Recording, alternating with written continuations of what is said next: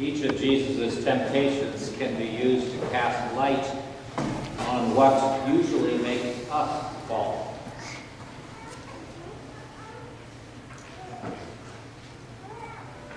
The temptation that begins in the first one as well as the third one, the devil says to Jesus, "If you are the Son of God." Jesus is vulnerable to the temptation of the devil to deny who he really is. See, Jesus just came from his baptism, and in that experience of the baptism, the Father spoke to him from the cloud and said, "You are my beloved Son. With you I am well pleased." The son does not like to hear that from his dad.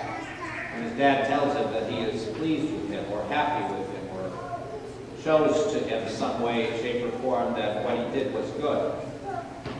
It builds up a son. It helps the son to know who he is. I am the son of my father. Remove the father at those key moments when the son needs to hear those things, and the son struggles with it for the rest of his life, who he really is. Is he truly loved? Jesus knows God's love for him. He knows the Father's relationship with him. And the devil tries to undercut that with all sorts of temptations. He tries to get him to be what he is not. When we sin, we too lose our identity in a sense. We lose our center. We find ourselves kind of lost in a sense. We have gone apart from the Father. And we know that our relationship with God is supposed to be core to who we really are. And when we move against that relationship with sin, we find ourselves unable to know who we really are anymore. The first temptation is at the point of Jesus' great weakness. He had spent time in the desert already. He had fasted. He was hungry. And so coupling a couple things that were very much part of the common knowledge of Jewish people. They knew about the temptations that were given to the people in the desert as they traveled from Egypt to the Promised Land. They grumbled about not having enough food, and then they grumbled about what kind of food they had. They yearned to go back to Egypt.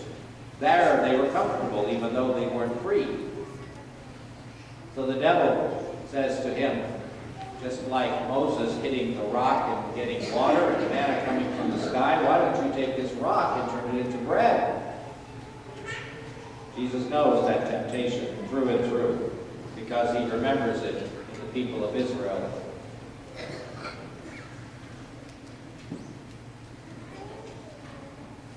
The temptation was not simply for Jesus' physical hunger. The temptation was also on a spiritual level. For Jesus to take charge of this miracle and create bread for the hungry. Maybe he could gain their allegiance, gain their attention if they got enough to eat. So if he set up a social welfare agency of him supplying everything for people, they would be happy. But Jesus knows his real mission is to satisfy something deeper, a deeper spiritual hunger that they have. A hunger to help others, a hunger to have the Word of God be a part of their lives. Jesus himself, as the Messiah, knew that he was the Word and that it was going to be him that was going to answer the deepest hungers. The second temptation the devil has for Jesus, he wants to give him an easy way for him to become the Messiah, not a difficult way. Jesus knew that his process of being the Messiah was going to involve humiliation, suffering, and death. The devil gives him another option. Says, how about power? If you are powerful, if you are a great political leader, that's what the people want, then you will gain their attention and you'll truly be successful. The temptation for us in this one is to get along with the world, to compromise now and then with what the world wants us to be. It's a subtle temptation. Do the right thing, but for the wrong reason.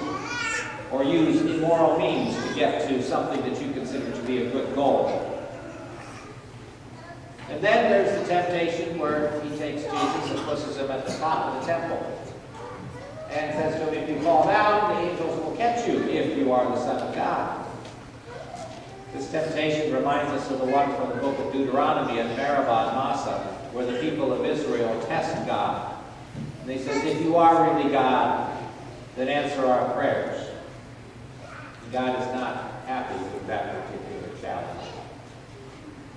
This is the one that the devil uses on Jesus.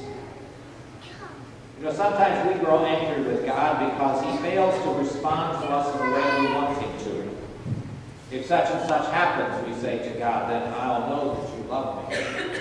And if I get that job maybe that I've been looking for, I'll know that God cares about me. And even sometimes we bait God by going and taking risky things, risky adventures, and expect God to rescue us from it. The requirement here is absolute, unconditional surrender to God. That is the only answer to this particular temptation. And Jesus says that to the devil. He tells him that only God is to be served.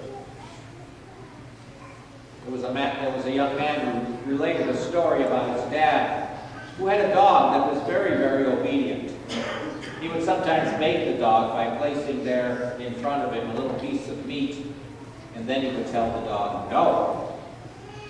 The dog kept his eye on the master rather than on the meat, and so he was able to stay obedient to him. This young man who related the story saw something of God in that. Keep your eyes on the Lord. Keep your eyes on the Lord God, not on the temptation. Try not to fight the temptation, but look to God. Keep your eyes on him. Get away from the temptation.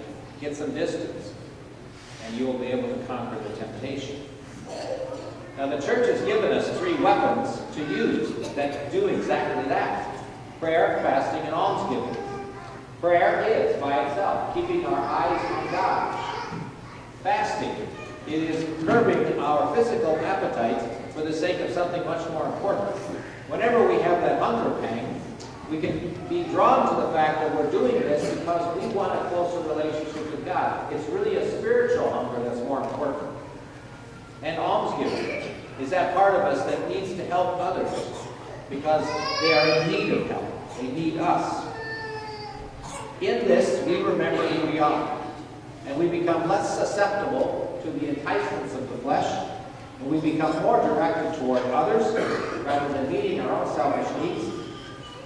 Because we are tempted by the devil in our own life to all sorts of immoral means to get there. For instance, someone might be tempted, assault, a problem with pregnancy. Church, the world gives us the option of abortion. Attracted to someone of the same sex, and yet not listening to what God might be teaching us in the Scriptures, we listen rather to the culture that says everything is okay. Or I'm short on cash. Maybe that thumb gets on the scale and pushes it down a little bit. Ironically, the third temptation of Jesus, for me as a pastor, is the one that I'm most susceptible to because it is truly deceptive. Trying to do what's right and feeling like it all depends on me, and yet testing God, boy, you better make this work or else you don't love me. And then when it doesn't work, I self-blame and I put myself down and I no longer remember who I am. So I lose on 2 counts. I first of all don't really trust God. And secondly, I lose because I forget who I am as a child of God. I've taken my gaze off of it. The devil is very cunning. He's very much the deceiver. When we find ourselves going off after his temptations, we forget who we are and who God is. The devil tells us you need to take care of old number 1. Forget about the others. The devil tells us compromise on your morals a bit. It's okay as long as the goal is good. Or the devil tells us it really does depend on you. You can't trust God. The answer the church gives us, as I've said before, is prayer, fasting, and almsgiving. All 3 of those things used well during Lent helps us to refocus ourselves, get back to who we are, who God is, and our trust in Him.